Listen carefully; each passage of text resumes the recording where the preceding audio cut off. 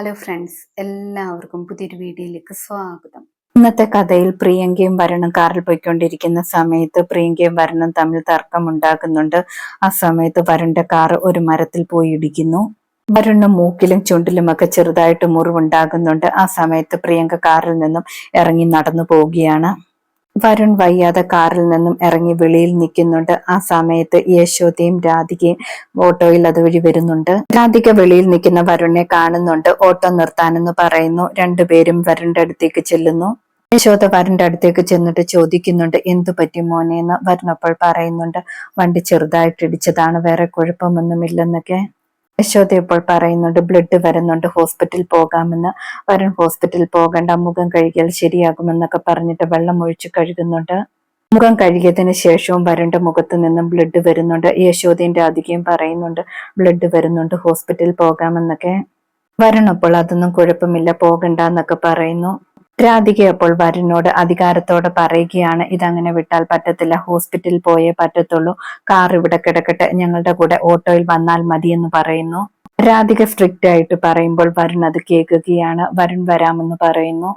രാധിക ഓട്ടോയിൽ കയറി കഴിയുമ്പോൾ വരുൺ സന്തോഷത്തോടെ തൊട്ടടുത്ത് തന്നെ രാധികയുടെ അടുത്തിരിക്കുകയാണ്. ശേഷം യശോദയും വണ്ടിയിൽ കയറിയിരിക്കുന്നുണ്ട്. യശോദ എല്ലാം ശ്രദ്ധിക്കുന്നുണ്ടായിരുന്നു.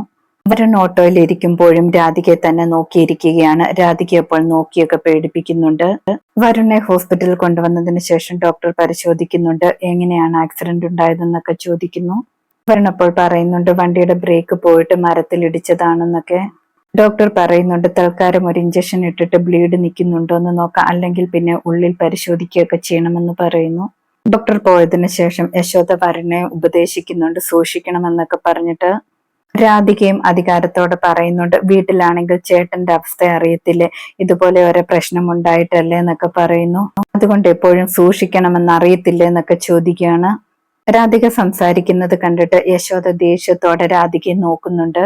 വരുൺ അപ്പോൾ പറയുന്നുണ്ട്, ഇതുപോലെയുള്ള സ്നേഹത്തോടെയുള്ള ഉപദേശമൊക്കെ എനിക്ക് ഇഷ്ടമാണെന്നൊക്കെ. സിസ്റ്റർ വന്നിട്ട് വരുണിന് ഇഞ്ചക്ഷൻ കുത്തുന്നുണ്ട്. ഇഞ്ചക്ഷൻ കുത്തിയതിന് ശേഷം സിസ്റ്റർ പറയുന്നുണ്ട്, തൂത്തു കൊടുക്കാനെന്ന്. രാധികയോടാണ് തൂത്തു കൊടുക്കാനെന്ന് പറയുന്നത്. രാധിക വരുണിന് തൂത്തു കൊടുക്കുന്നുണ്ട്. വരുൺ അപ്പോൾ പറയുന്നുണ്ട്, ഇഞ്ചക്ഷന് പെയിനേ ഇല്ലായിരുന്നുവെന്ന്. യശോദ പറയുന്നുണ്ട്, പ്രിയങ്കയൊന്ന് വിളിച്ചുകൂടെ, ഇവിടെ ആള് വേണ്ട എന്നൊക്കെ ചോദിക്കുന്നു. വരുൺ അപ്പോൾ പറയുന്നുണ്ട്, ഇവിടെ ആളുണ്ടല്ലോ, നിങ്ങളുണ്ടല്ലോ, പിന്നെ എന്തിനാണെന്നൊക്കെ. യശോദയുടെ നിർബന്ധത്തിന് പ്രിയങ്കയെ വിളിക്കുന്നുണ്ട്. പക്ഷെ പ്രിയങ്ക കോൾ എടുക്കുന്നില്ല. യശോദ അപ്പോൾ ഞാനൊന്ന് മോളെ വിളിക്കട്ടെന്ന് പറഞ്ഞിട്ട് ഫോണുമായിട്ട് വെളിയിലേക്ക് പോകുന്നുണ്ട്. രാധിക വരുണിനോട് പറയുന്നുണ്ട്, മൂക്കിൽ നിന്നും കുറച്ച് ബ്ലഡ് വരുന്നുണ്ട്, നേഴ്സിനോട് പറഞ്ഞ് ക്ലീൻ ചെയ്യിപ്പിക്കട്ടെ എന്നൊക്കെ ചോദിക്കുകയാണ്. വരുൺ അപ്പോൾ നിർബന്ധിക്കുന്നുണ്ട്, അതൊന്നും വേണ്ട, രാധിക തന്നെ ചെയ്തു തന്നാൽ മതി, അവിടെ കോട്ടൺ ഇരിപ്പുണ്ടെന്ന് പറയുന്നു. രാധിക അപ്പോൾ ക്ലീൻ ചെയ്ത് കൊടുക്കുകയാണ്. രാധിക ക്ലീൻ ചെയ്യുന്നത് കണ്ടുകൊണ്ട് യശോദ അവിടേക്ക് വരുന്നുണ്ട്. യശോദയെ കാണുമ്പോൾ രാധിക കൈയെടുക്കുന്നുണ്ട്. അതേ സമയത്ത് പ്രിയങ്ക കണിമംഗലത്തിലേക്ക് ഓട്ടോയിൽ വന്നിറങ്ങുകയാണ്. പ്രിയങ്ക വിചാരിക്കുന്നുണ്ട്, ഇപ്പൊ വീടിനുള്ളിലേക്ക് കയറിയാൽ എല്ലാവരും വരുണിനെ അന്വേഷിക്കും, അതുകൊണ്ട് തിരിച്ചു പോയേക്കാമെന്ന് കരുതുന്നു. പ്രിയങ്ക തിരിച്ചു നടക്കാമെന്ന് വിചാരിക്കുമ്പോഴേക്കും കൽപ്പനയും ഉർവശിയും കാണുന്നുണ്ട്. രണ്ടുപേരും പ്രിയങ്ക ചോദ്യം ചെയ്യുന്നുണ്ട്, വരുൺ എവിടെ, നിങ്ങൾ രണ്ടുപേരും കൂടെ അടിച്ചു പിരിഞ്ഞു എന്നൊക്കെ ചോദിക്കുന്നു.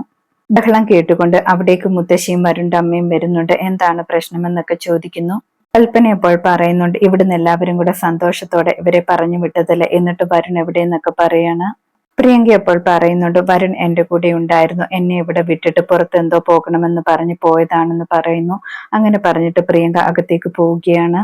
കൽപ്പന അപ്പോൾ പറയുന്നുണ്ട്, ഇവൾ പറയുന്നതൊക്കെ കള്ളമാണ്, ആരും വിശ്വസിക്കരുതെന്നൊക്കെ പറയുന്നു. പക്ഷെ കൽപ്പന പറയുന്നതൊന്നും ആരും മൈൻഡ് ചെയ്യുന്നില്ല. എല്ലാരും പോയതിനു ശേഷം കൽപ്പന ഉർവശിയോട് പറയുന്നുണ്ട്, ഇത് ഞാൻ ഉറപ്പായിട്ടും തെളിയിച്ചിരിക്കും, എന്തോ കള്ളത്തരമുണ്ടെന്നൊക്കെ പറയുന്നു.